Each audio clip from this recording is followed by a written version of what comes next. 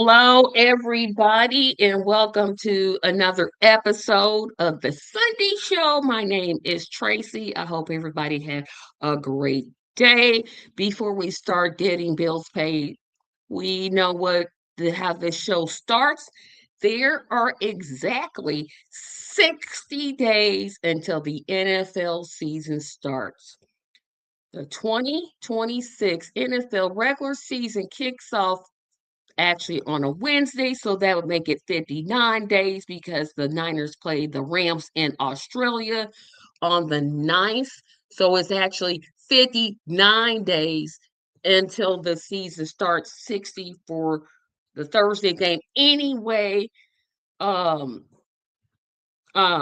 we're ready to go. I am really please, we've got probably one of the biggest shows. I've got all types of things to get to today. I hope I get to everything. So let's get some bills paid. First of all, let's start off with subscribe. I'm at 427. That means I am 73 subscribers away from 500. Please subscribe. Subscribing helps me to get to that 500. It is literally free, doesn't cost you a penny to do so. Subscribing helps me to grow my channel. You can help me by hitting that subscribe button or telling your friend to subscribe to the channel. I greatly appreciate it. You can support me on Patreon. Patreon support helps me to keep myself afloat while I become more professional. I have been saying I want to get a desk with an actual microphone, so I'm not always doing this on my bed because I think it looks unprofessional. Support my GoFundMe campaign.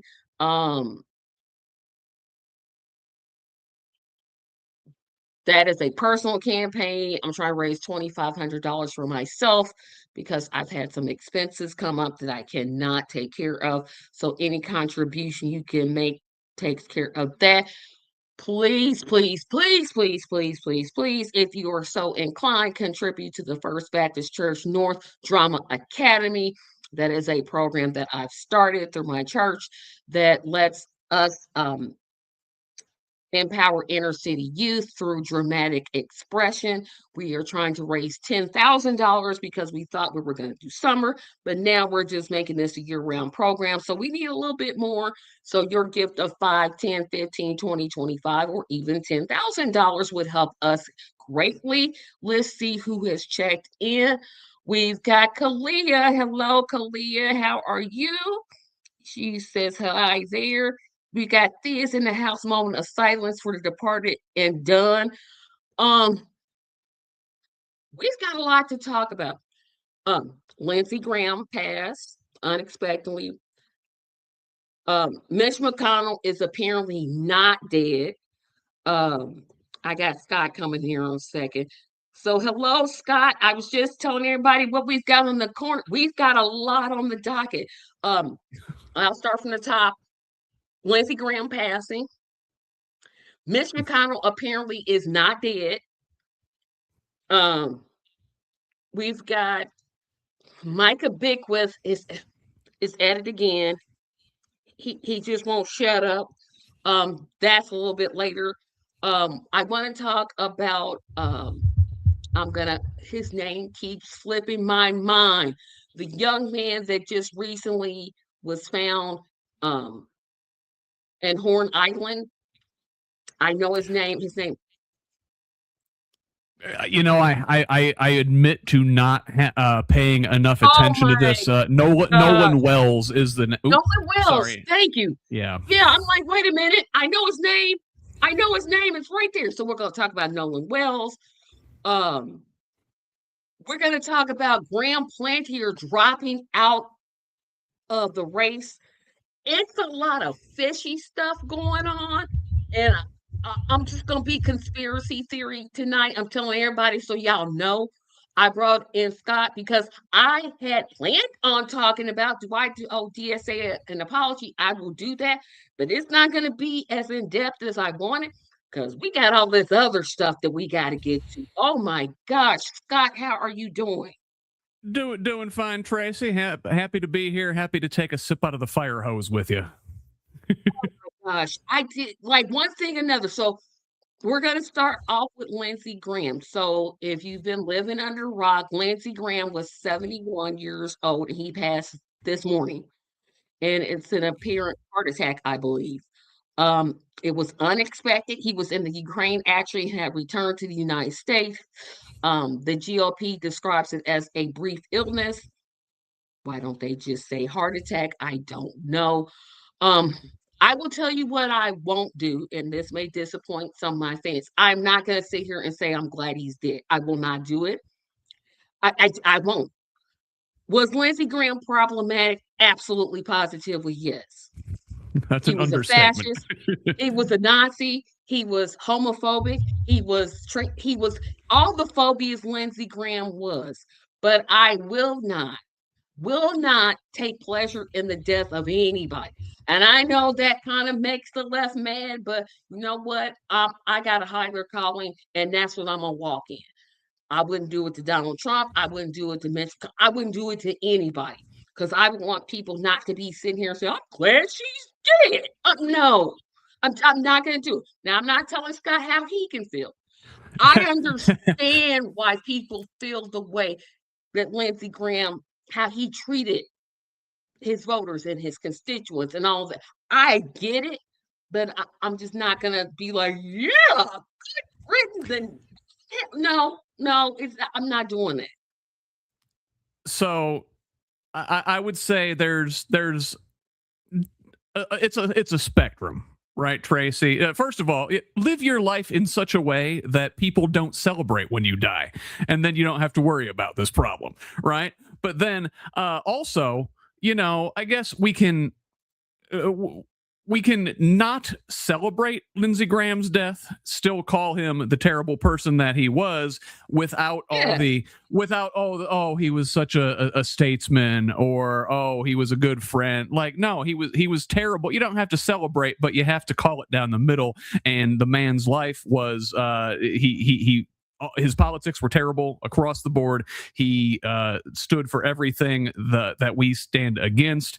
The man never met a war he didn't want to go into, and by all accounts, a self-hating gay man. The male escorts in Washington are very sad this evening.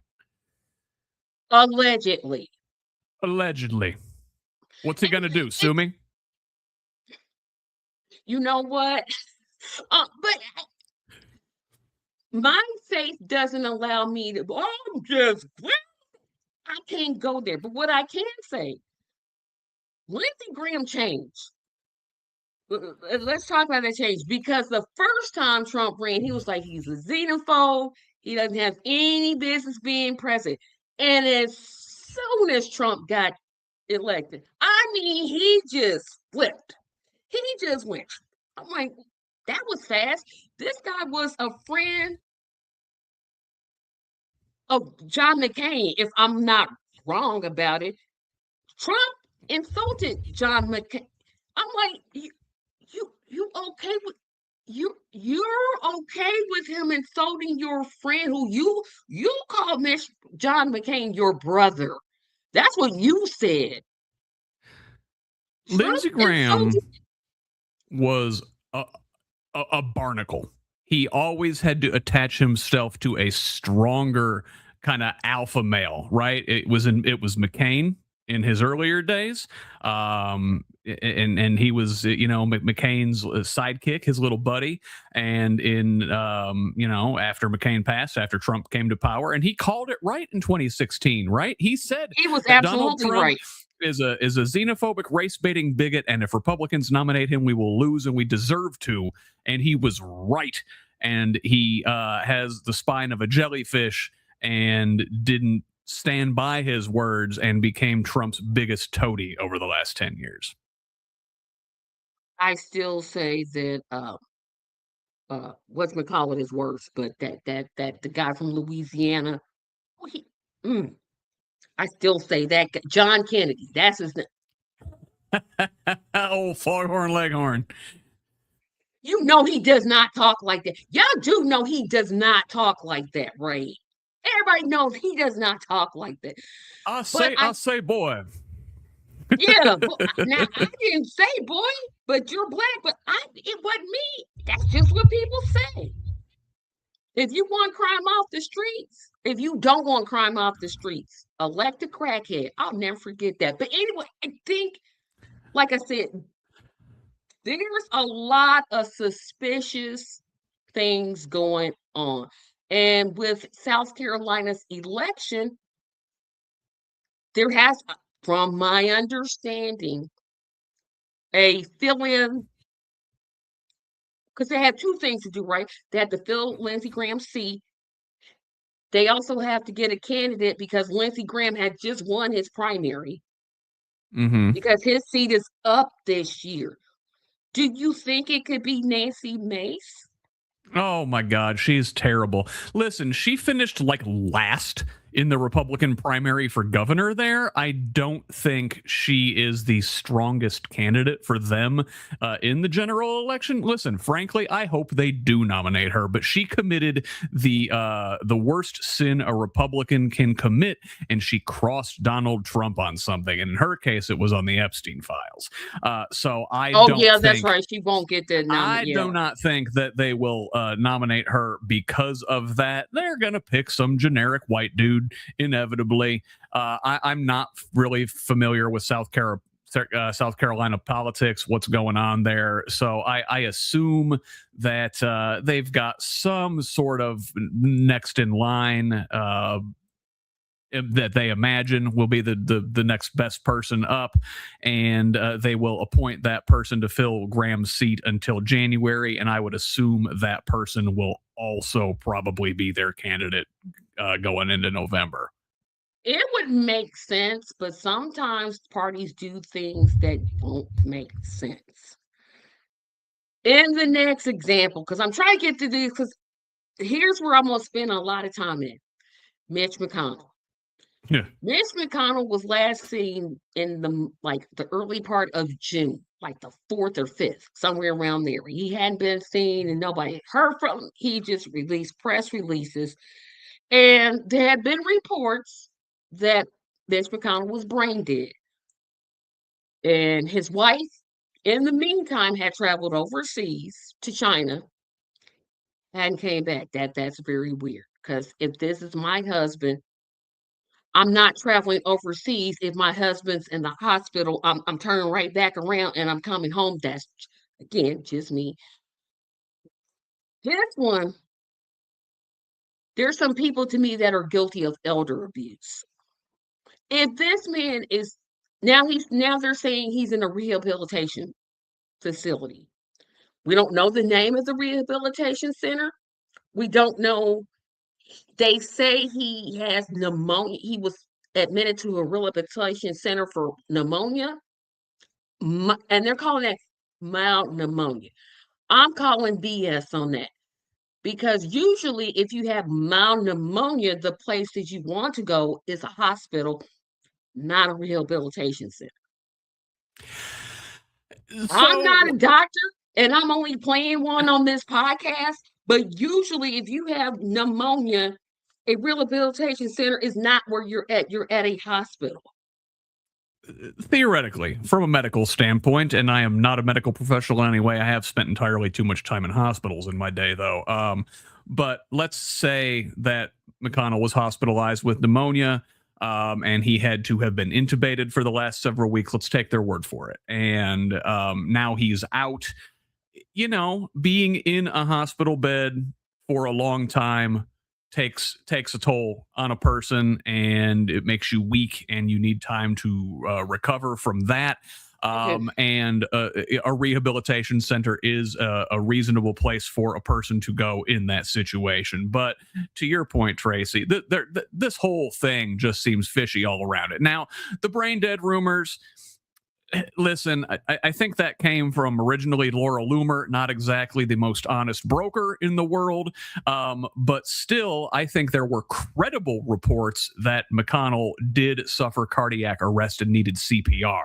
And now I don't know, on the TV and the movies, you'll see they'll go and give CPR person, they'll pop right back up and get going. In real life, CPR is a gruesome procedure. It cracks ribs. It is a last ditch effort to try and restart your heart, and most people do not recover from it, particularly people who are 84 years old like Mitch McConnell and have pre-existing health conditions. If that was the case, if he did have suffer cardiac arrest and needs CPR, there is no way that he is just popping up looking like he does in that picture that we saw allegedly from today. Yeah, that picture that we saw today, I'm like, y'all sitting here lying, because my father was in, well, he was in a memory care center. So they dress in regular people's clothes, like they dress you in your regular clothes, so you can, get. They do that for for like sensory and those type of things. My mother was also in a rehabilitation center. She was in medical clothes all the time. This man done wore a flannel shirt and his wife is smiling. I'm like, they got to think do they really think I'm this stupid? Do they really think I'm believing this? He isn't, like, if I'm alive, if I'm hearing rumors that, hey, I'm brain dead, the first thing I'm doing is calling a press conference. Like, look at me. I'm sick, but I'm right here. Look. We've seen no kind of independent verification of this, to your point, right? Now, allegedly, McConnell spoke with John Thune this week. He spoke with Senate Whip John Barrasso and CNN contributor Scott Jennings during the week for about 20 minutes or so, they say. Right. The story all seems to be very curated. They all say they spoke about the same things for the same amount of time, like it was almost a 20 minutes. coordinated effort. The same thing with this photo today. Like Yep. anybody that isn't a political ally of Mitch McConnell spoken to him, right? Something seems fishy, and I hate to get conspiratorial about it, right? But like Mitch McConnell lived his life in that way, did he not? I mean, again, is that from now? Who knows? Who knows? And that's like nobody. The wife hasn't helped. Like, at least she would say, you would think, okay, well, maybe he's in not a position that he can talk. His wife doesn't hold a press conference and say, yeah, he's okay. He's in a rehab center. He's resting. We'll give him time to come back. Nope, nothing. We just are supposed to believe that picture. We don't know when it was taken. I want to see Mitch McConnell holding up today's newspaper, Tracy. I want to doing. But you can Photoshop that. You could create that. Right, and that's the world we live in now, right? We won't believe our eyes no matter what we see. Unfortunately, with AI, you and Photoshop, you can make things seem that are not true. And hell, maybe those folks did talk with Mitch McConnell or somebody who they thought was Mitch McConnell during this week. You can clone a person's voice.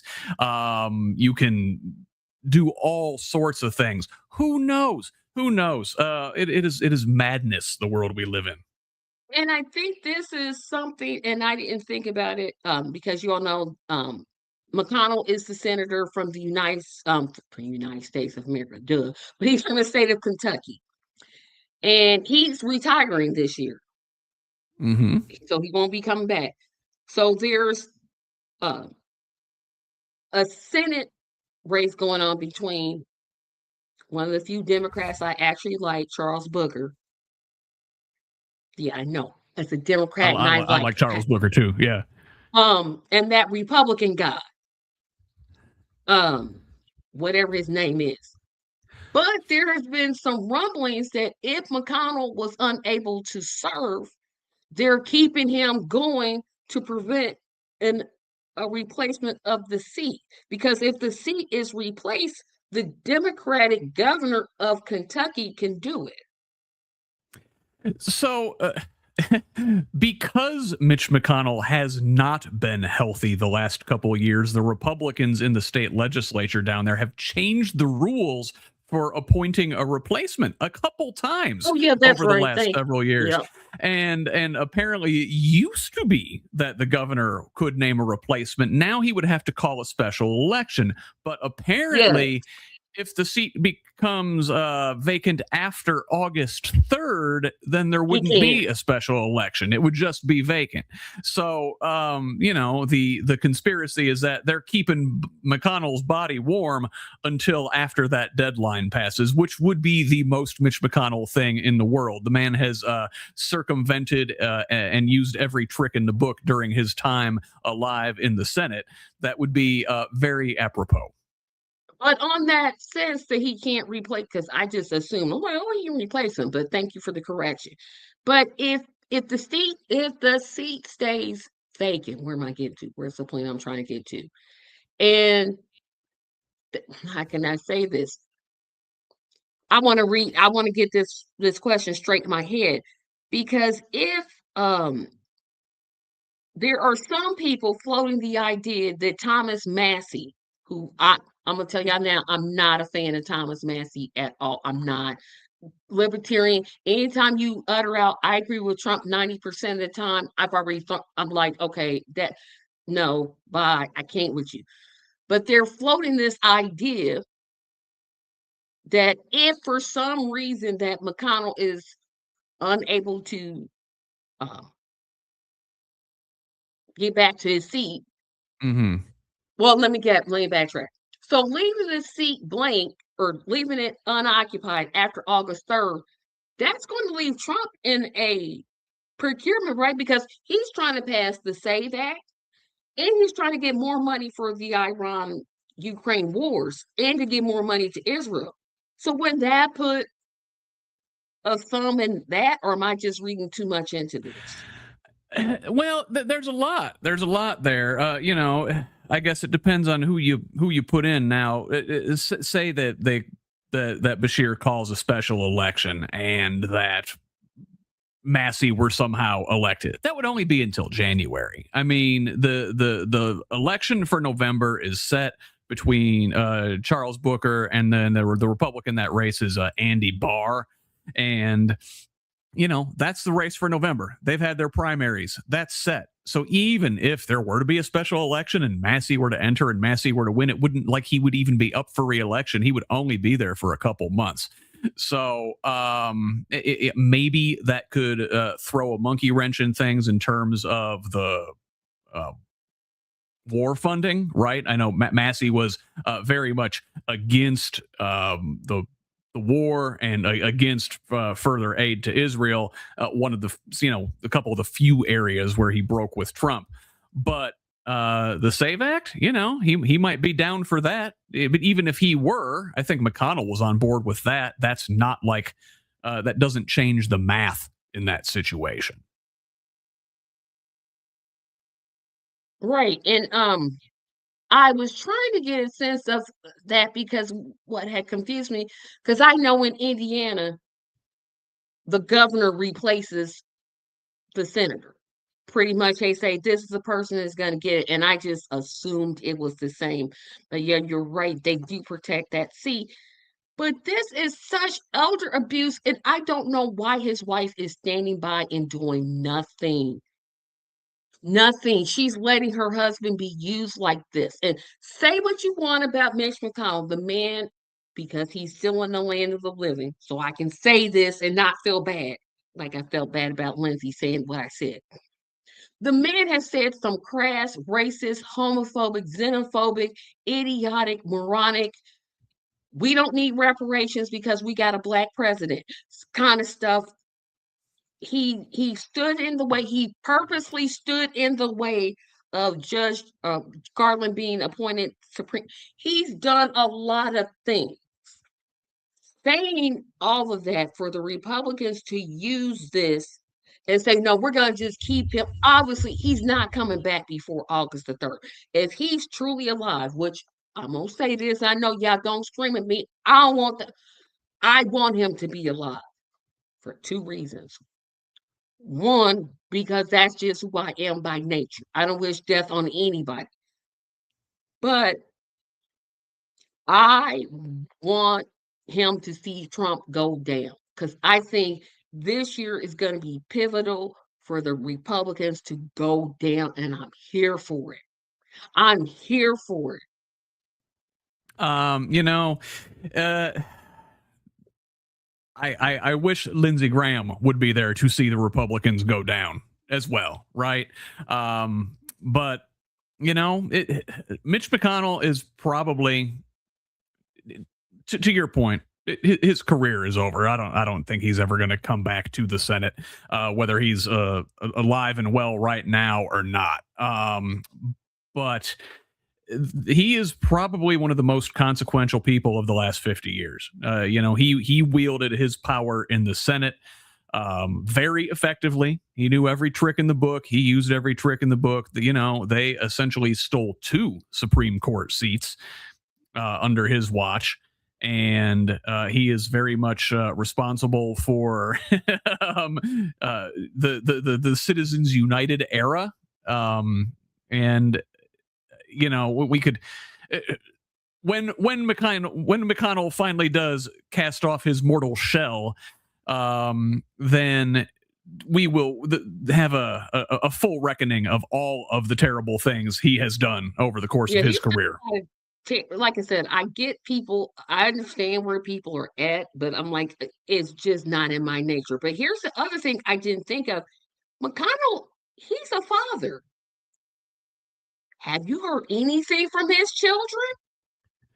Less than nothing. Apparently, the one deactivated their Twitter account. I'm like, you saying my daddy's okay, my father has been gone 9 years. But if my father were alive and he's a United States senator, I'm be like, hey, I just visited daddy yesterday and he's resting. I would say something. I wouldn't just be like, well, this is so weird. The whole thing is just wearing me out. And it's like, I don't want to be one of those conspiracy theory people, but this is just like, well, okay, what the heck is going on?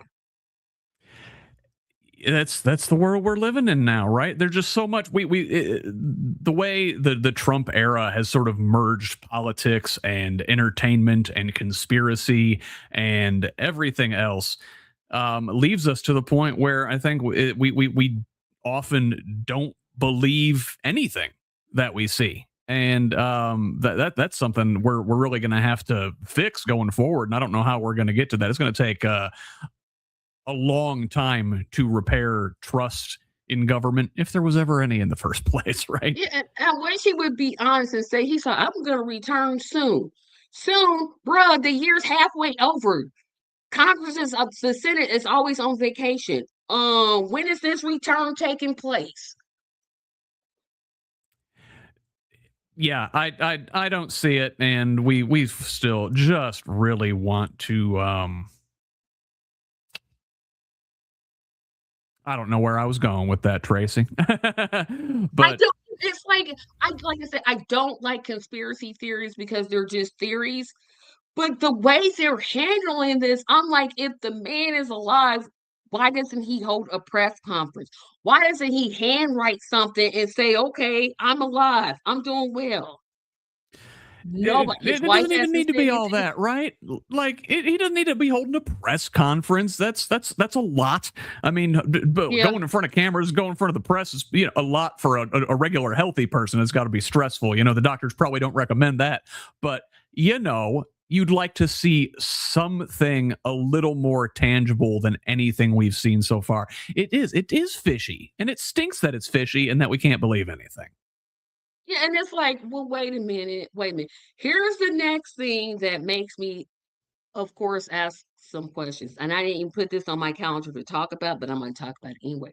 So the state of Michigan, I got to bring this clip up because this lady, she literally said this with her whole chest.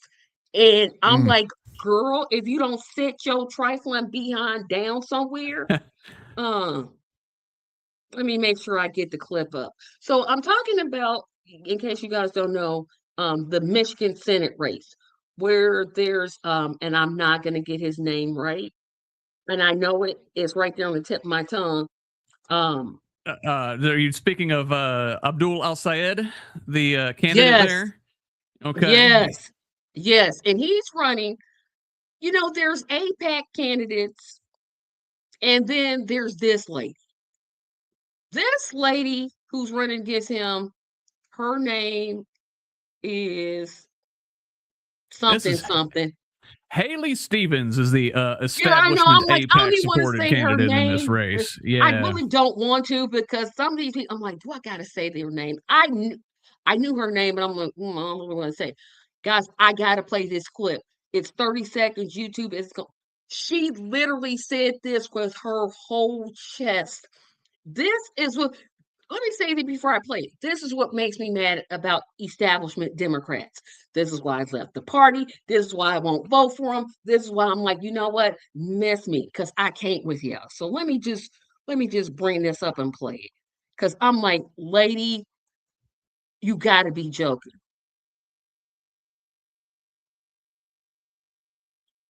I didn't turn the sound up. Hold on. Oh. I'm gonna turn the sound up in a second because she's at the end. To fight for Israel's existence. Israel comes to me in my dreams. I see Israel's future, and I know that Israel will continue to exist for the Jewish people. I will continue to fight for the people of Israel.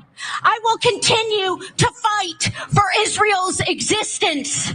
Israel comes to me in my dreams. I see Israel's future, and I know that Israel will continue to exist for the Jewish people. Mm-hmm. Is she for real? I don't even know what else I can ask. I'm like, she said that was her whole chest. Like, not fighting for the people of Michigan, who she's trying to. Don't fight for them. Fight for some foreign country way about 3,000 miles away from Michigan. Makes sense to me. We talked about this morning on Who's Left This Week, Tracy, and my guest Bryce Green mentioned this, and I'll sort of paraphrase him as well. Israel comes to me in my nightmares, right? We've seen the videos, we've seen clips, we know what they are doing in Gaza. We've seen, starved and bombed and, dismembered children, Tracy, like, and things that we can't unsee that Right. do come to us in our nightmares. And it is, to your point, Israel comes to her in her dreams. Why doesn't Michigan come to her in her dreams? I'm like, don't Right? like, if she feels that way about Israel, you know what she can do? She can move. If if her opponent doesn't use that in the commercial, I'm gonna be real mad. I'm gonna be just real mad if they don't use that. Like, girl, you trying to represent Michigan. Why didn't she just say, Michigan comes to me in my dreams? I'm gonna fight for the people of Michigan. I'm gonna do. Well, why am I asking questions that make sense? 30 the Israel lobby, very powerful, that and they own so much of both sides of the aisle, right? And listen, and it's not just like separate this from the state of Israel if you want to get into all that. I mean, listen, we've got our criticisms, but AIPAC as an organization is a far right organization, largely with donors that are aligned with the far right. It's not just it's not like, oh, these liberal Zionist groups. There are liberal Israel supporting groups. We can quibble with them, but that's not even who we're talking about here. Why is AIPAC, a right-wing organization, so involved in democratic politics, right? We know they got the Republican Party on lock, right? The Republican Party is 10 toes down for Israel for the most part. Now, why? For many of them, it's because they hate Muslims and they just want to take over the entire Middle East. But for others, you got these crazy evangelical Christian Zionist folks who want to bring about the end times, who want to support Israel because they want all of the world's Jews to be in Jerusalem, so then the rapture can occur and Jesus can come down and cast them all to hell if they don't accept him as their Lord and Savior. I wish I was making this crazy stuff up. No, try. Look here, you talking to a church girl. I've heard this mess, and I'm thinking like, could you give me? Because I'm a context person. You got to give me text and context. You're not gonna just run up on me with some stuff. And I'm gonna get to that when I get to Michael Bestwood, because I got a personal message for him. She didn't say I'm gonna fight for the people of Michigan. And Thea is saying evangelicals agree with her. A commercial won't matter. See, I disagree.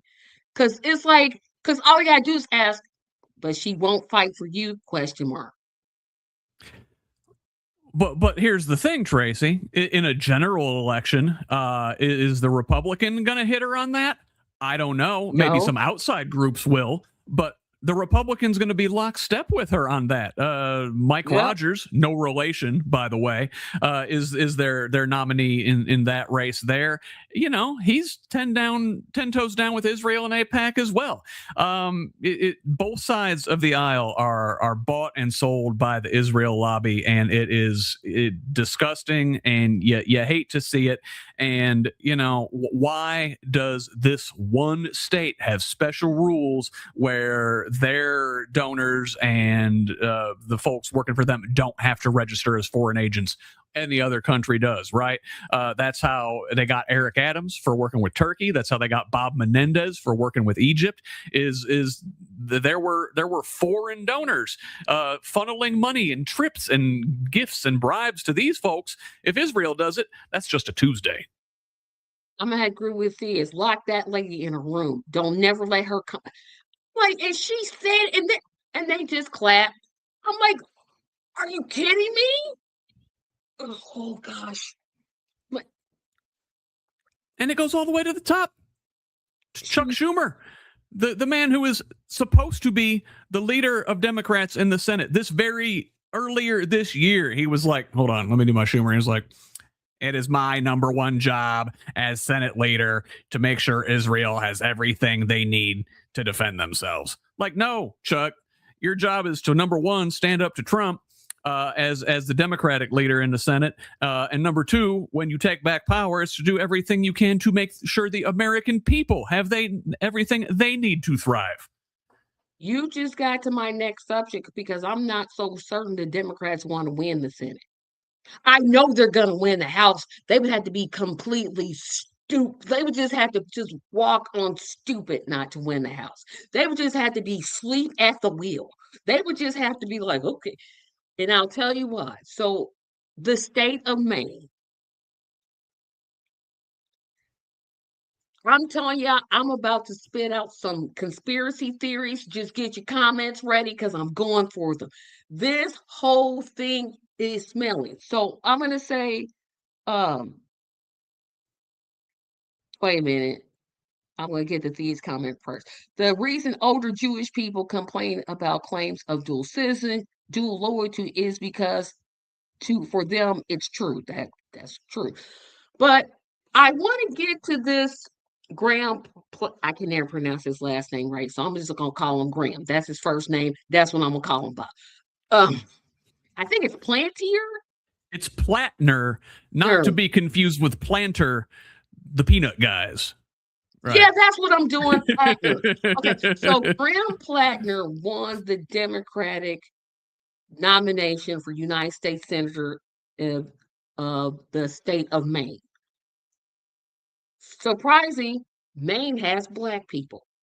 I'm serious. I did not know this. I'm like, where'd y'all come from? I know that has nothing to do with anything, but I saw them. I was like, are you kidding me? So I got to take that state away. But anyway. They were both at the Plattner rally. They were right there. They were right there. I'm like, two Black people. And they're from me. Look at that. But Graham Plattner was problematic from the beginning. He had the Nazi tattoo.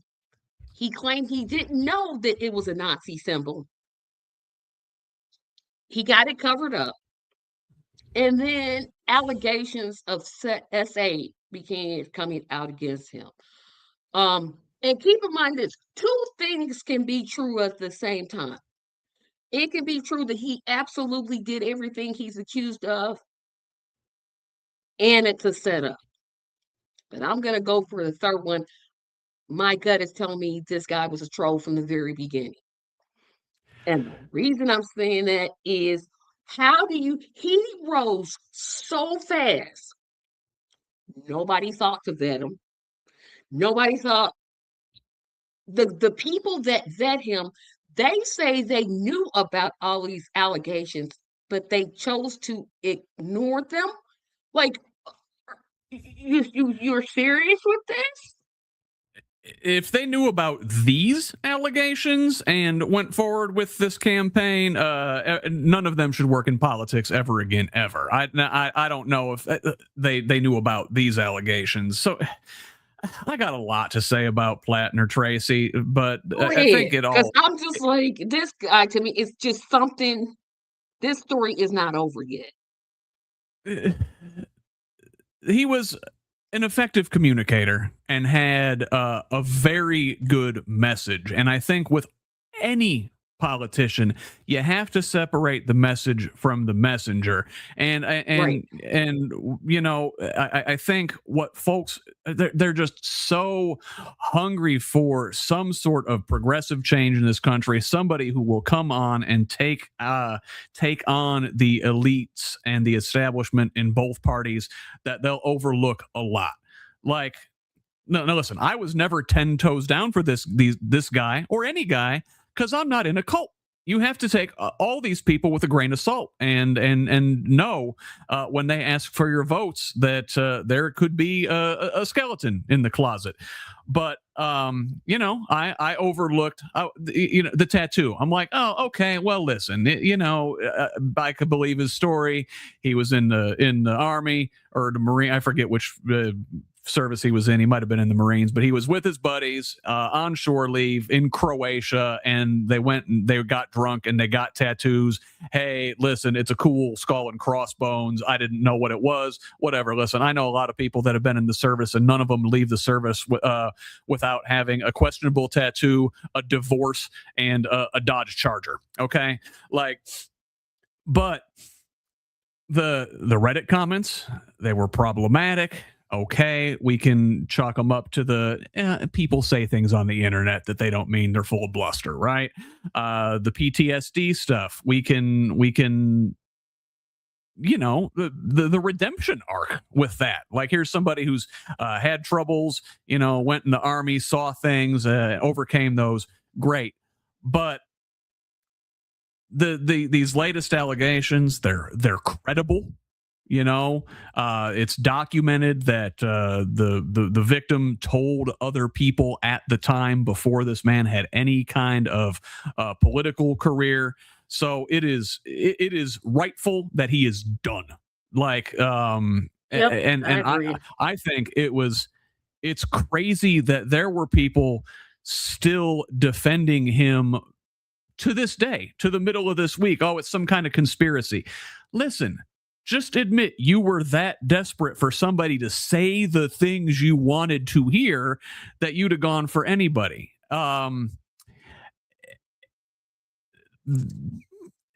Let's face it, he's not the guy. He's not the guy, and he has given up any, I think, ability to choose the next nominee. Like, sorry, just go away, dude. Go away. But if Maine Democrats are smart, they will listen to what their voters wanted, separate the man from the message. They want somebody with that message. And so you have to think that Troy Jackson, I believe, the former president of the Maine State Senate, himself a progressive, shares a lot of the same policy positions as Plattner. He should be the next nominee going forward, but check his closets first. exactly. And I was just I know people hate AI, but I typed in the question, was Graham Plattner vetted? And AI says no. Graham Plattner was not comprehensively vetted. His campaign relied on a rushed 3-day triage background check that cost just over $6,000. And strategists ignored subsequent warnings from their own vetting team that more thorough due diligence was required. So if they're out here just ignoring stuff, that's either, like you said, they should never work in politics again. But that's stupidity. That's the first, if you're thinking about running for office, that's the first thing a political party needs to be doing is vetting that person. Like find out their like every I don't care if it's credit score, what they ate for lunch, what they put on their Facebook, what they put on Twitter. And if you're rushing it, one, you know you're gonna miss something. And if we became aware of it and still ignored it, that's gross incompetence. Something like this. I'm not making excuses for that team, but interpersonal things, like, she never went to the police, and as most rape victims don't. That's true. Uh, Don't, right? Our and system the isn't ones set that up do for that. rarely find justice. It's a travesty. But something like this where there's no paper trail, yeah, there's a very distinct possibility that you could do thorough vetting and this would still not come up. But you know what bugs me is you got these establishment hacks out there like Neera Tanden from the Center for American Progress, heavy on the center, light on the progress, out there saying, say what you want to be about the establishment, but at least we vet our candidates. No, you don't. You were out there trying to sell us Andrew Cuomo last year, and that man's a sexual predator. You worked for Bill Clinton. Get out of here with that mess.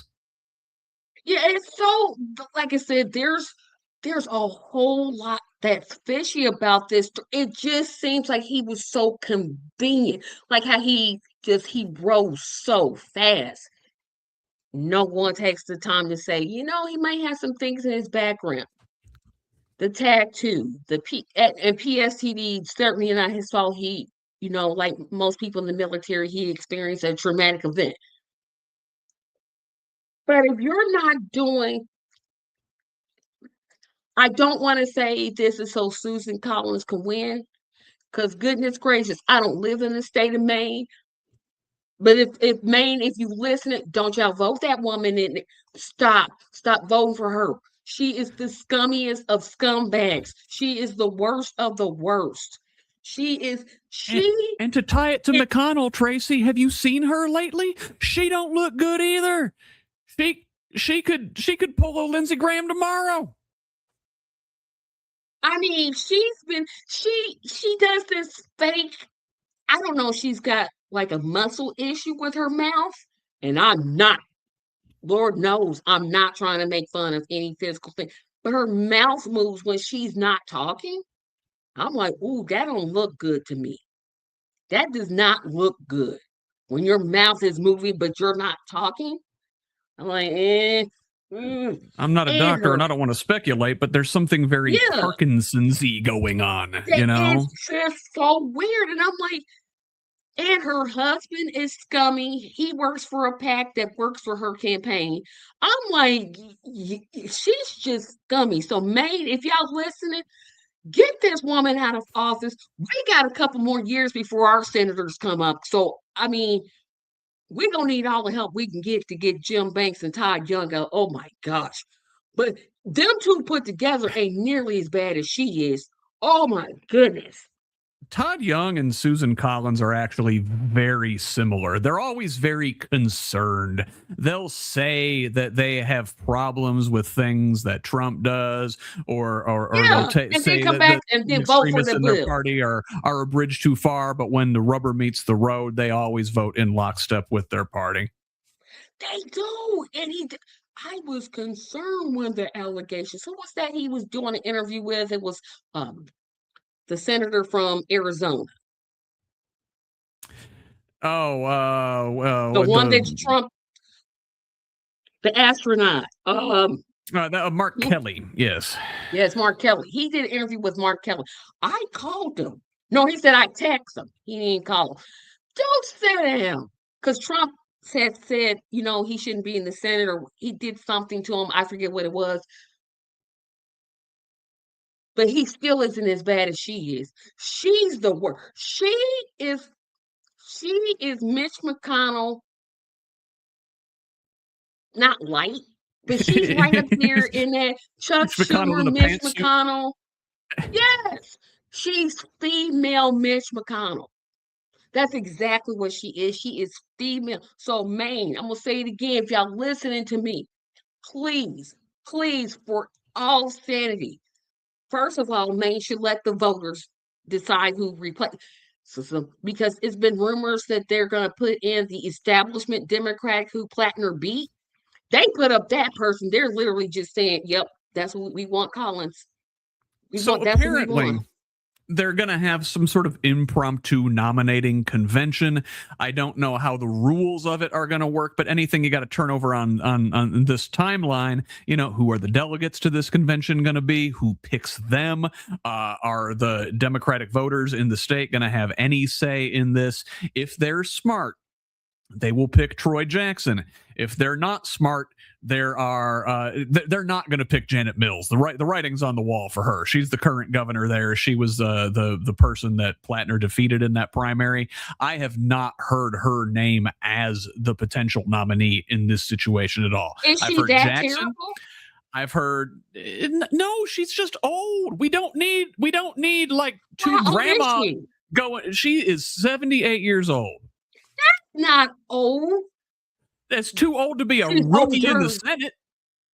Oh, well, yeah, okay. I would like to be 78 someday.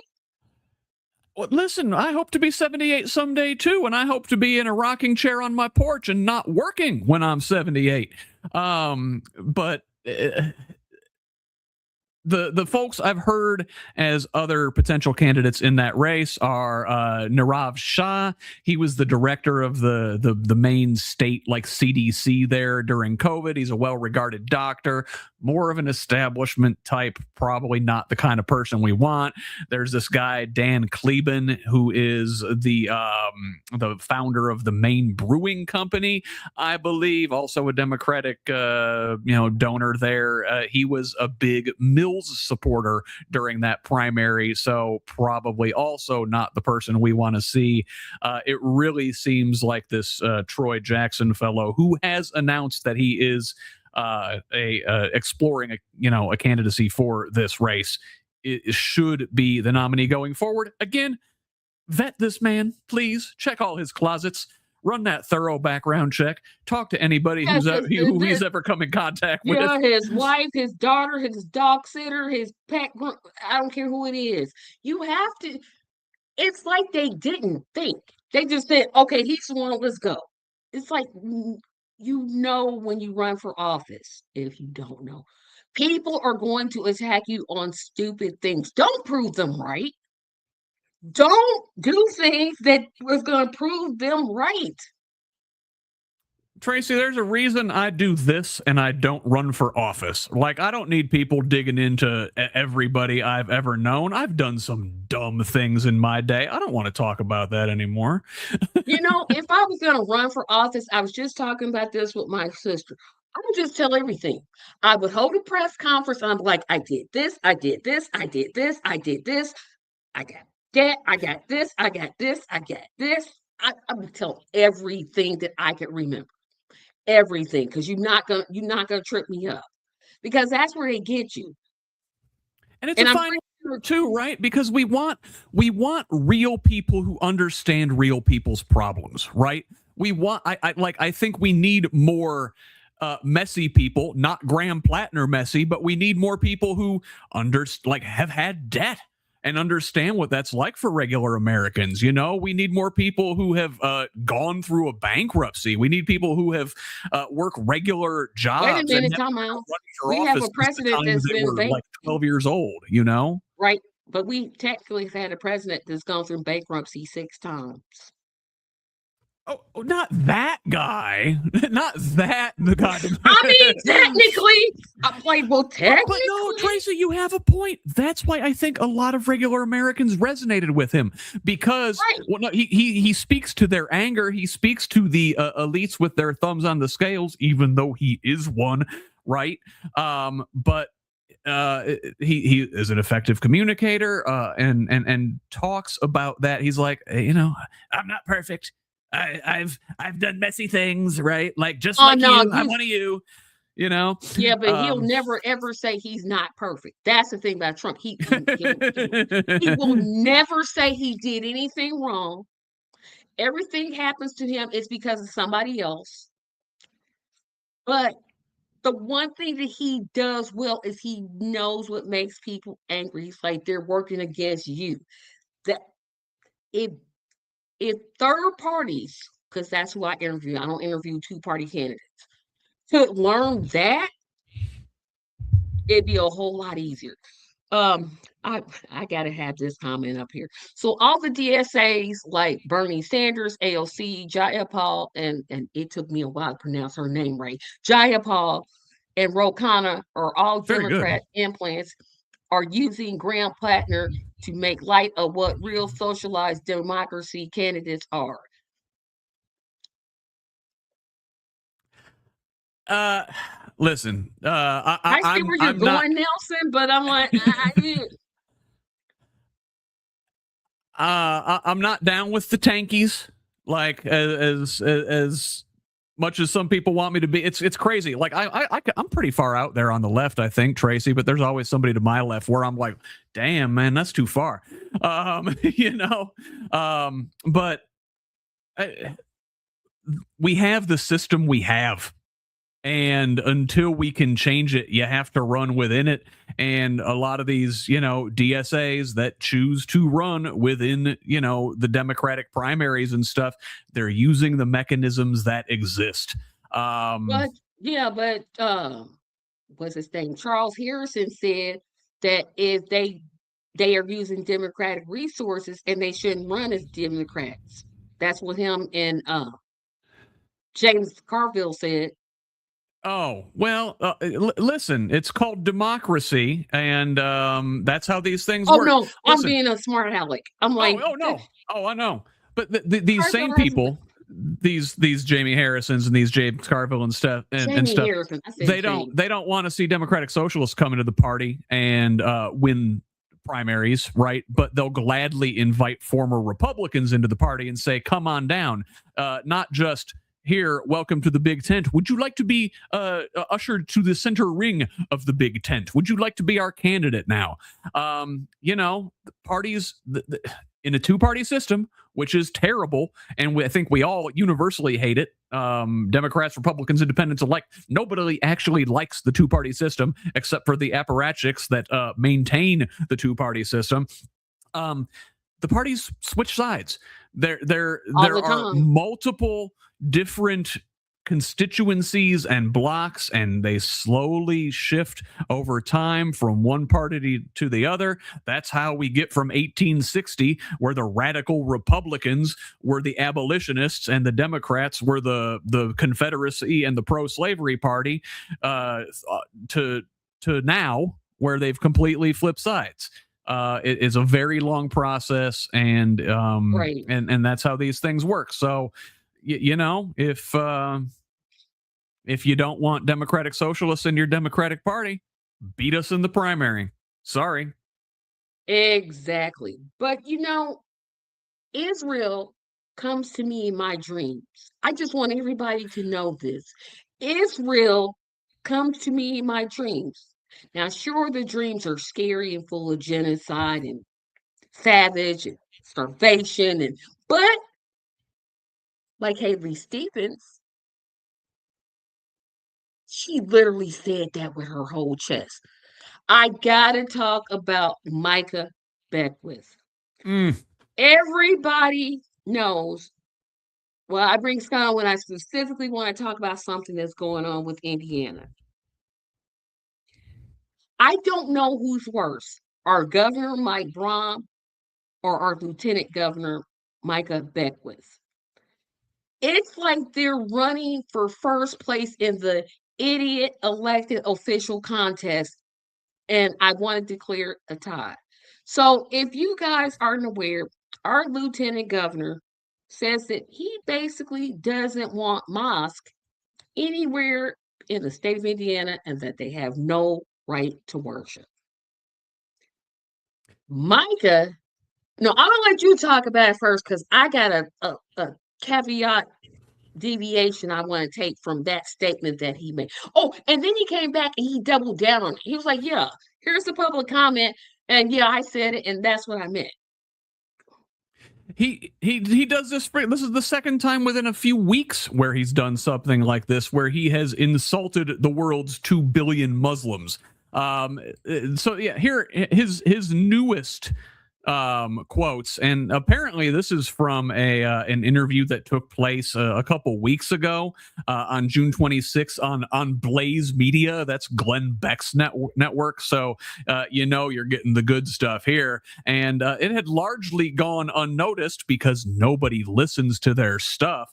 Well, it percolated through enough where CAIR, that's the Council on American Islamic Relations, their Chicago chapter, issued a statement just a couple days ago denouncing what he said. And Micah Beckwith, our elected lieutenant governor of the state of Indiana, said, what is the, okay, he said, Islam is, quote, actually a more dangerous ideology than even Nazism is, and we've got to be okay with saying that.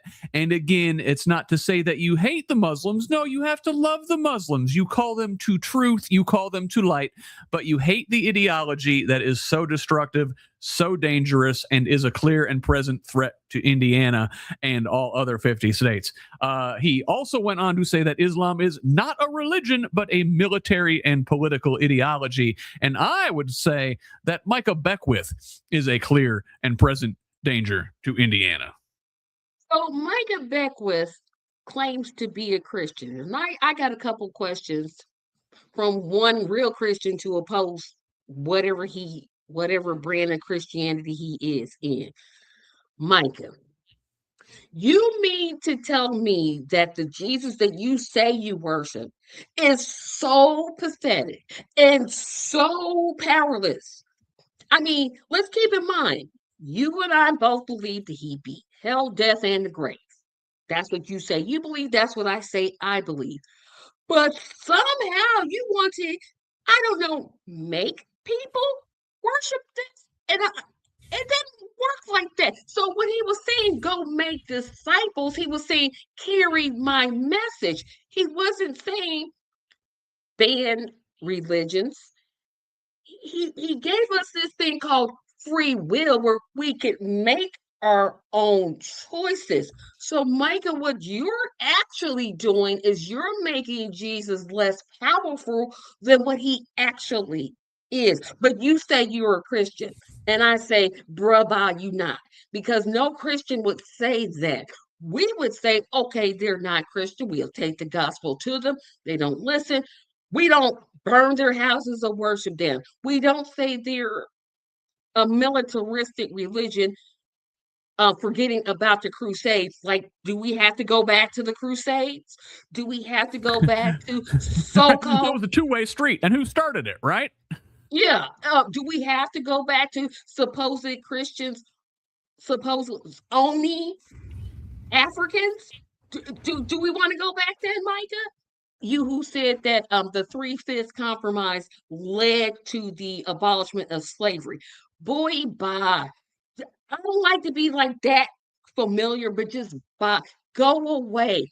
I cannot wait until 2028 to vote against these two nim-witted fools. I'm telling the Democratic Party in Indiana right now, I am willing to put aside my strong dislike for the Democrats. I will put it down and I'll get on y'all team because I can't with these two no more. They are idiots. They are racist. They are transphobic. They are homophobic. They are idiots. They make Beavis and Butthead look like Rhodes Scholars. I don't even know. Like, this is what happens when people don't vote. If you don't want your state to have people like this, register people to vote and make sure they get to the polls and vote. Otherwise, you're going to get an idiot say they shouldn't worship. Well, Oh, I'm sorry to go off like that, but I'm just like, oh. And listen, it'd be a lot easier to get people off the couch to vote if we actually offered them something inspiring and not just, hey, we're not these guys, but that's neither here nor there.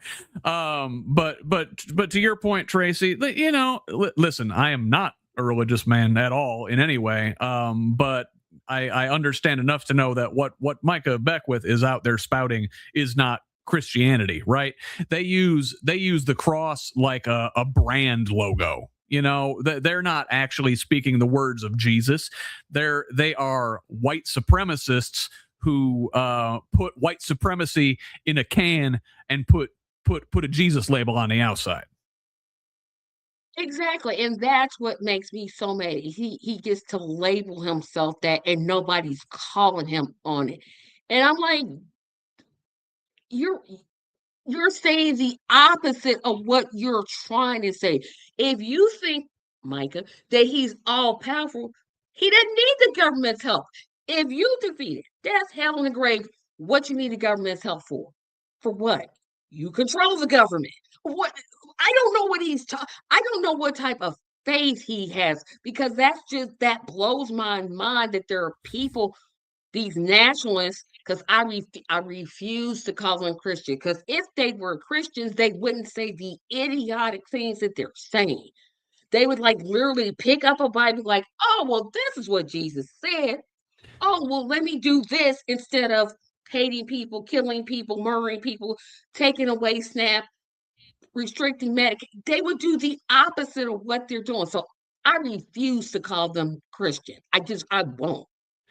Yeah, well, maybe you can talk about this and tell me what's going on with them, because like they skip the whole Jesus part. Right? Like, I don't know how they can call themselves Christian. That, like, they get the Bible, they get through the first couple books, they're right. Ooh, this is all this smiting and stuff. I like this, but then they get bored. Like, oh, it's all Psalms and stuff, and they skip to the end and like, ooh, Revelations, yeah, fire and brimstone, that's great.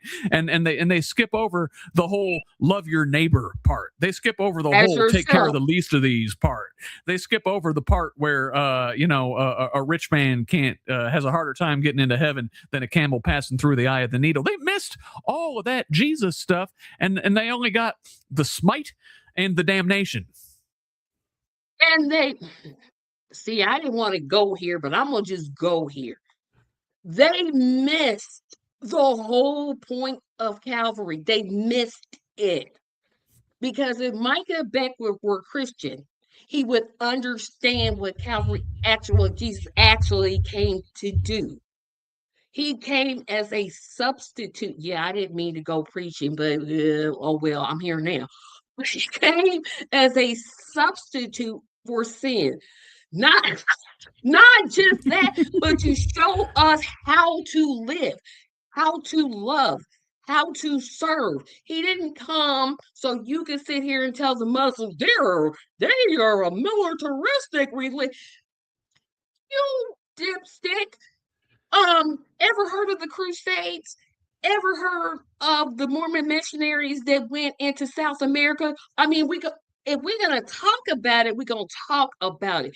They miss Calvary. They have this idea, oh, well, he died for my sins, but not the Muslim sins. If they would just see it like that, they'd be a whole lot better off. If they would just see it like he came for everybody. Everybody ain't gonna hear, but he came for everybody. And that Micah Beckwith, him and the other nationalists, they don't want to hear that. They don't want to hear he came for white men so they could vote, take away women's autonomy, take away women's right to vote, take away Medicare, take away Social Security, take away, take away, take away. That's what dear Jesus. I don't know who it is they worship, but it ain't Jesus. I mean, common sense, which apparently they don't have. I'm like, you don't have it because he's missing the forest for the trees. He's literally like he's like not seeing the tree in front of him because he doesn't want he's to not see the seeing all right. right. He's not. He doesn't want to see. He wants to live in his hate for Muslims. He wants to be in his hate for gays. He wants to be in his bigotry and his anti-women movement. That's what he wants to do. So he takes Bible verses again, read the whole chapter or read the whole Bible, not just what you want, not just what makes you feel good. Because there's a lot of stuff that don't make me feel good, but I'm like, oh, I gotta love people like Donald Trump. That I'm like, but I don't really want. But that's what I'm told to do. That's what I believe I should be doing. And yes, it's hard, but he wants to love Jesus and hate people. And if he read his Bible, he would know that's impossible because you can't love Jesus and hate Muslims, Buddhists, Hindus, etc. You can't. They don't go together. It's like they think, Tracy, because they're saved, because they have their treasure put up in heaven, they can be an a-hole during their time on earth. And you can't be. It's impossible. It's impossible to say you love God and have the amount of hate he has. It's impossible. And I wish more of our religious leaders would call him out on that. I'm tired of being the only one saying, hey, wait a minute. Now, come on. Now, come on, dude. No.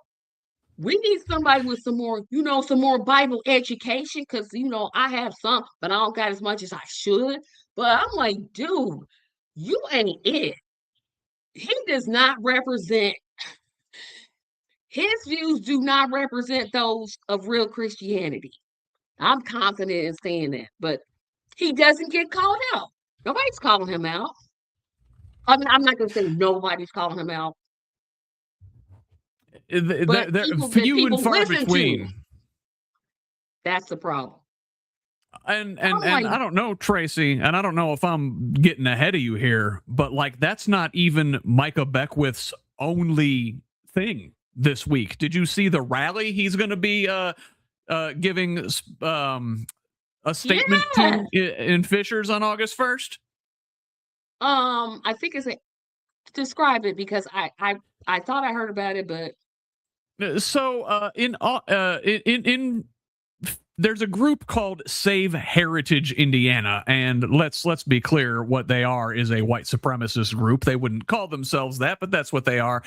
They are a group dedicated to reversing mass migration, and they are hosting an invitation-only rally, $50 a ticket if you're interested, in Fishers on August 1st, featuring Greg Bovino, and that was the little pint-sized Nazi who was the former U.S. Border Patrol commander at large, who was leading these ICE raids in Minnesota earlier this year. And Bovino, is going to be speaking at this rally in Fishers on August 1st and spewing his hate speech. And Lieutenant Governor Beckwith will not be there in person. Apparently he's tied up, but will deliver video remarks at the event. And for those high rollers, there is a $500 a person VIP dinner the night before in Carmel that promises an off-the-record strategy session with Bovino. I just went to their site. There are 2,100 people that have pledged their support. Now, a lot of these people, I think, are spamming this, and frankly, I encourage this behavior. I'm hoping there's a counter protest. There will be. I want, if you hear about it, let me know. Because these two clowns have to be stopped. Indiana, I want y'all to listen to me because I keep repeating myself.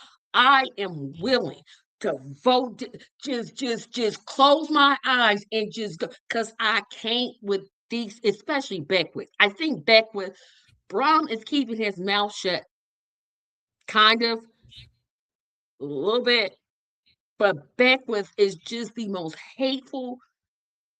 I hope he runs for governor. I want him to personally run for governor just so it can be a battle between those two and see how that goes.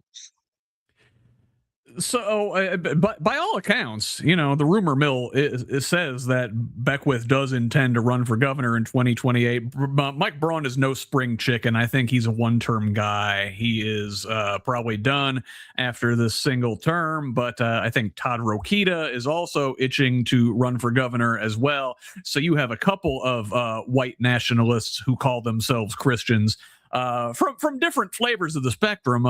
Rokita is a ultra Catholic traditionalist nationalist, and Beckwith is a Pentecostal. But I would like to see them go at each other. That would be entertaining, I think. But whoever comes out of that is, boy, you would think that seat would be ripe for the taking, with a couple of the most odious individuals leading the charge on that side. But man, you know what? That's how we got Donald Trump, right? Like Hillary Clinton in 2016, her campaign, they were on the side propping him up, hoping to face him in the general election because they thought it would be a cakewalk. How did that turn out? At this point, I know you don't like Bobi or anything like that, but if it was between him and Beckwith, I'm lying right now. I'd be like, yeah. You know what? Oh, well, it is what it is. Listen, let me assuage any Indiana Democrats' concerns. In a two-man race between Bobi and either Micah Beckwith or Todd Rokita in 2028, I would walk over broken glass to vote for Bobi or any person with a D next to their name. Yeah, because I know the Green Party isn't running anybody. I'm pretty sure the Libertarians will run somebody, but the chances of me voting Libertarian are very slim to none. I'm just willing. I'm willing. I am willing to put it all aside and just say, whatever y'all tell me to do, that's what I'm gonna do. Because this here clown, one, he's making Christians look stupid. And that's what I think gets me so angry about him. He keeps saying, well, I'm Christian. No, you're not. No, not saying the hateful, like he wants to hurt people. I think that's what, like he gets a joy out of saying things that he says. Yeah, And I do. I think, yeah, he gets a kick out of it. Some people delight in the cruelty toward others, and it is, to your point, the least Christian thing that one can possibly do. Right, here's Christianity. Here's Mike Braun. No, here's Beckwith in Braun. I do want to briefly talk about the very last thing: is do I owe the DSA an apology? Kind of, sort of. So everybody that watches this show knows I am a big proponent of reparations for the descendants of African slaves. I don't care if you're running for city council. I don't care if you're running for governor. I don't care if you're running for dog catcher. If you are not for reparations, I will not vote for you. It's a period, it's a point, it's a blank. My criticism had been, okay, DSA, one, are you for it? And two, why don't you talk about it? Well, after research, I did find out that in 2019, the DSA did support reparations. Now, of course, it's 2026, and I'm hoping they still have that same stance. I don't know their current, but no, it wasn't 2019, or was it 2023? Wait a minute, guys. Hold on. I think it was 2023. Is DSA for reparations?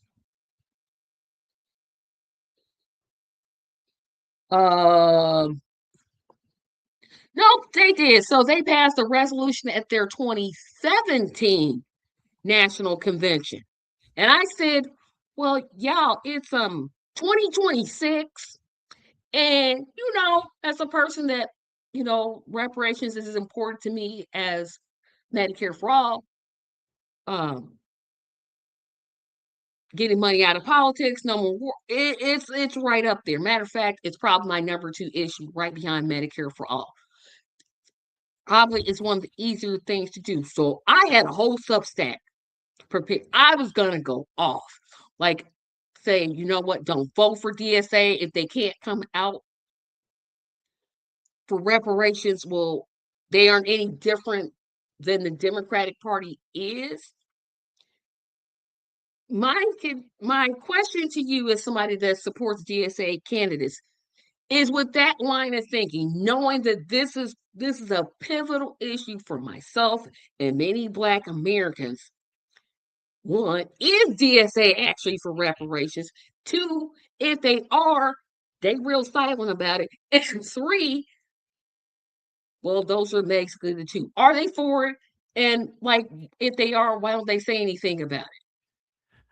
So I'm a baby DSA member. I've only officially been a member for less than a year, so I can't speak to the policy platform. I know if they passed a resolution about it in 2017, I believe that stands unless it's repealed. So that would be part of the platform, is that the DSA at large is calling for reparations. With any of these things, it's the how. How is that going to get done?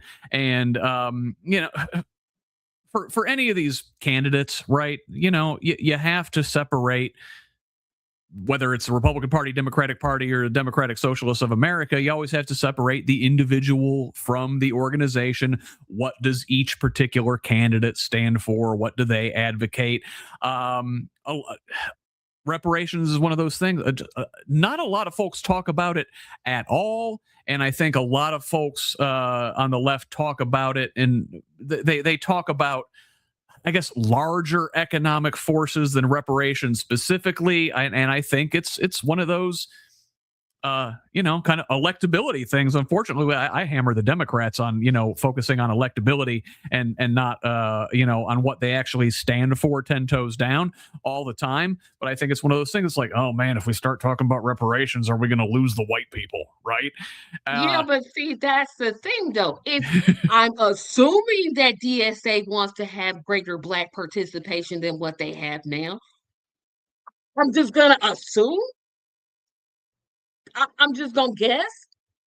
Well, this is a way to do it. I know the Green Party has an entire platform for reparations. So does PSL. So does the Socialist Party of America. If you're, like I said, if you're gonna be for it, just don't come out for a study. We don't need any more studies to talk about reparations. It's a debt owed. It's a point, it's a blank, it's a period. We have given out reparations to victims of the Holocaust. We didn't put people in it. Well, we did put Japanese Americans in camps, but we didn't do what Germany did to Jewish people. That's okay. And I think this is where a lot of Black people make our complaint at. But when it comes to Black people and centering Black issues, it's like, y'all do whatever we say. And it's hard for me to support the DSA candidates because I don't hear them talking about things that I care about. And reparations is one of those. I care about Medicare for all. I think one of the reasons we don't have Medicare for all is because it'll benefit Black people. I literally think that, and I could point to evidence that says that I'm right. But I guess my criticism is I don't hear DSA talking enough about issues that affect the Black community. And that's making me kind of, if I'm being honest, look at them side-eye like, okay, y'all can't be serious. I guess I can't speak to that, but I'm glad we're talking about it, and I'm glad you're bringing it up because in my privilege, it's something I don't think about it a lot. And now that you're talking about it, I'm like, well, how do we pull it off? Because it does need to get done. I mean, so often through American history, whether it's reparations, whether it's the Native American genocide, whether it's the Japanese internment, you name it. It's always just like, oh, we'll sweep it under the rug, and maybe 50 years later, the president will say, "Oops, our bad," but we'll never actually tackle the root problems in our country. And I think so much of it any of this just comes down to fundamentally taking the whole political system we have, tearing it down to the studs, and rebuilding it all over again, and making everybody that's been disenfranchised whole. Right. But again, I'll say it in this way, and I'll get to my larger point. I'm not anybody. I mean, disrespectfully, I'm not of Latin descent. I'm not Asian. I'm not Dominican. I'm a Black American. That's what I am. That's what I ride with. That's my heritage. That's who I am. When I see, especially on the left, because Republicans, let me put it to all the Trump people that low key watch this show. Republicans don't like Black people. They don't want us to vote. They want to keep us away from the polls. They don't want us to do well and then complain that we're not doing well. What I think makes a lot of us mad about the left is this whole white entitled white liberal. Like, let's just talk about class. Well, class is an issue. Class is definitely an issue. But if you're not talking about race and the damage that systematic racism has done and is doing, you've missed the whole point of what we're trying to say. Yeah, no, and I think you're right. That's absolutely valid. It's fun, like, you know, as a leftist, I am typically focused on economic issues and the class issues, but then, you know, one of my criticisms of like liberals, like democratic liberals, is that they largely only focus on the identity politics issues and don't look at the economic issues. And I think we all have to look at these things are intertwined, right? This country has always depended on pitting the economic bottom folks in poor whites against the blacks, and saying, hey, look over there, you all fight with each other while we make off with the bag, right?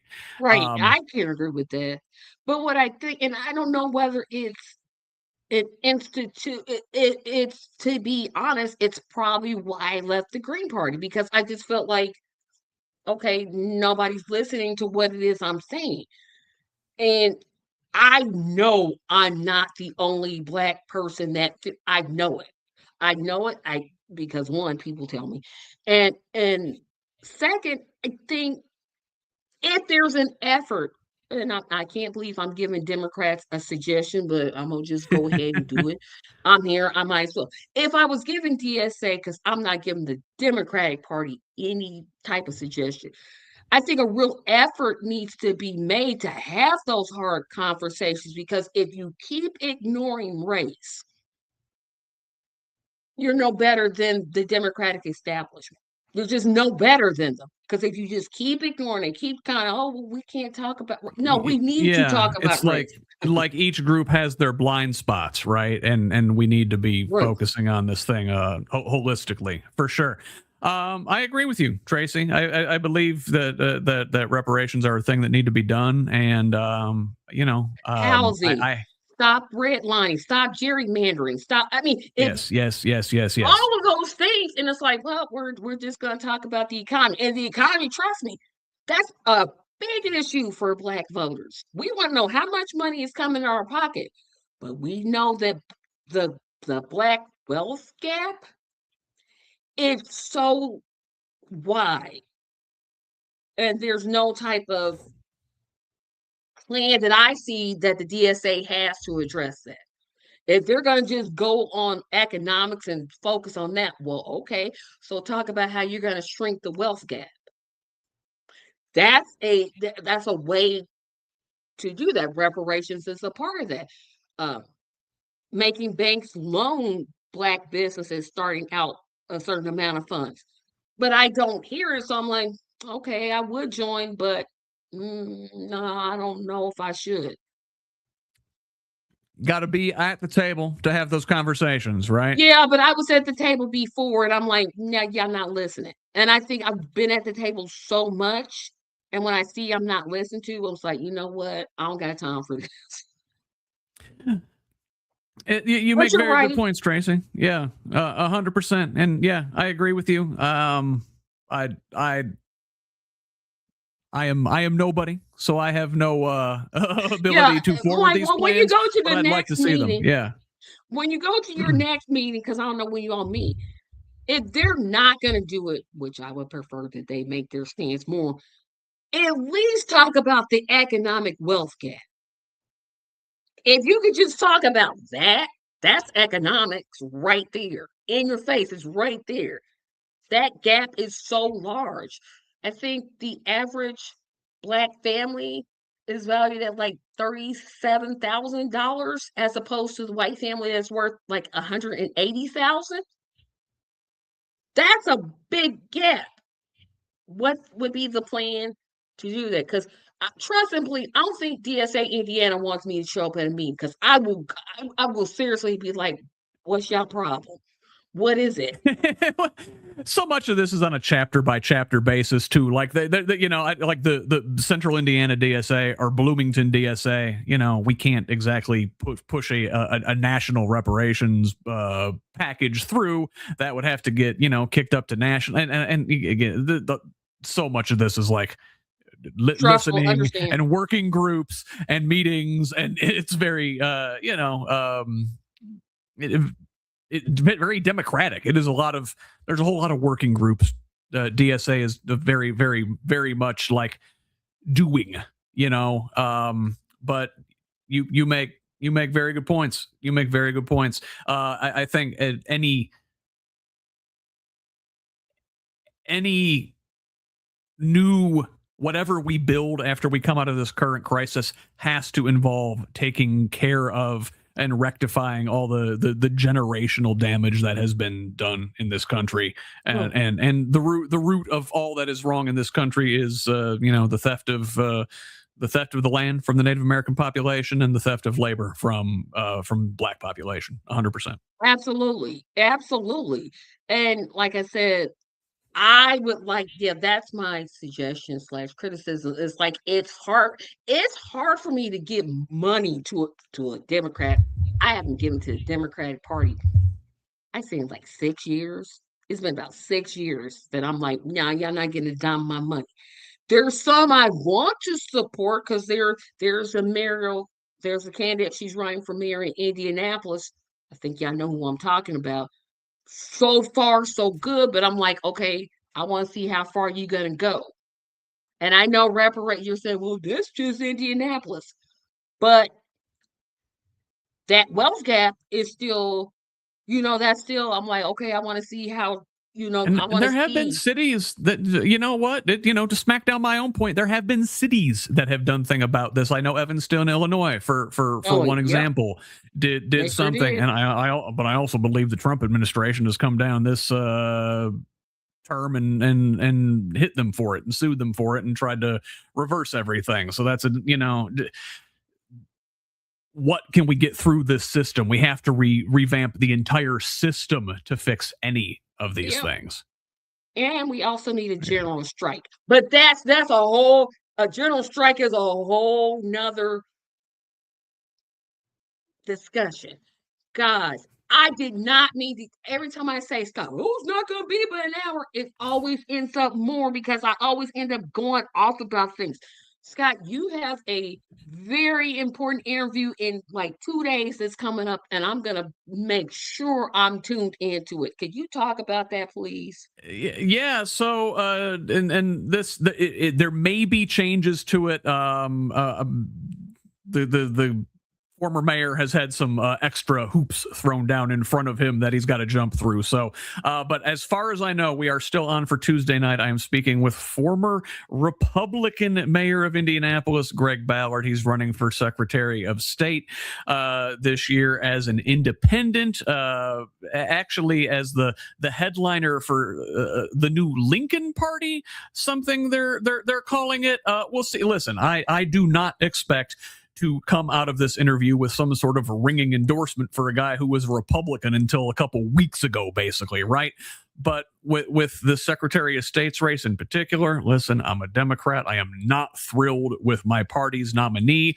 I don't particularly trust him. I would like to hear more from him, but until that time, I will listen to anybody and hear what they have to say. I don't think there are any good choices in that race. I'm actively trying to figure out who is the least bad option. The Democrats are killing me for it, and I welcome their hatred. I would hate to be in your position because I would ask him a whole lot of, well, you did this, man, you did this, you did this, you did this, you did I'm this. gonna, Tracy. I do not throw softballs. Yeah. Oh, I know you don't, but I'm just saying we have different measurements. You're more calm, where I'm just like, let me tell you something. I don't got time for you. I don't got time for you in your game. I don't care what you say. I'm more boisterous. I don't keep back. You keep back, you keep calm, you keep collected, which is what I'm trying to get to. Not with certain people. But anyway, guys, thank you all for watching. We've got a busy week coming up. We're gonna be interviewing Miss Page. I forget what Page's last name is. On Thursday, she is running for West Virginia. Well, basically the House of Representatives in West Virginia's office. We will actually have next week, we're going to have a special The Tracy Show next week because I'm interviewing Jordan Connolly, who's running for U.S. Congress in the state of Hawaii. So next week, I'll still be here at 7, but it'll be the Tracy Show instead of the Sunday show. So I won't be announcing how many days until the football season starts because that's the Tracy Show. That was the only, I ended up double booking. So I was like, well, can you come Sunday? So he'll be here Sunday. So I have to interview Thursday. I have interview Thursday, um, Saturday show, Saturday, and then Jordan Conley on Sunday. So it's a busy week. Remember to like, share, and subscribe. Scott, you did not tell us where we can find you. Oh, thank you, Tracy. I appreciate that. I'm on most of your social media sites at Who's Left or at who'sleft.us, depending on which site. The network I am part of is Progressive Indiana Network. The website there is progressiveindiana.net, and you can watch that interview with former Mayor Ballard live at 7 p.m. Tuesday on Progressive Indiana Network, also on YouTube and on Facebook Live. Yep. And so remember, everybody, for me, like, share, comment, subscribe. Like, share, comment, subscribe. Like, share, comment, subscribe. And finally, like, share, comment, subscribe. Remember to support the drama camp. We are trying to do a great work in the inner city of Indianapolis. We're trying to raise $10,000 to put on a drama academy for children, and they'll end it with a special performance that will affect this show. Well, no, it won't. Well, let me backtrack. Yes, it will. But I'll talk about that closer to September the 6th, because we won't have a show September the 6th, but that's 40-some days away. Remember to follow Scott. Guys, have a great week. Thank you all for watching. Thank you all for your time. And remember, it can't change until we change it. Just remember that. Thank you all and have a great evening. Thank you. Thanks, Tracy. Oh, you're welcome. Thank you.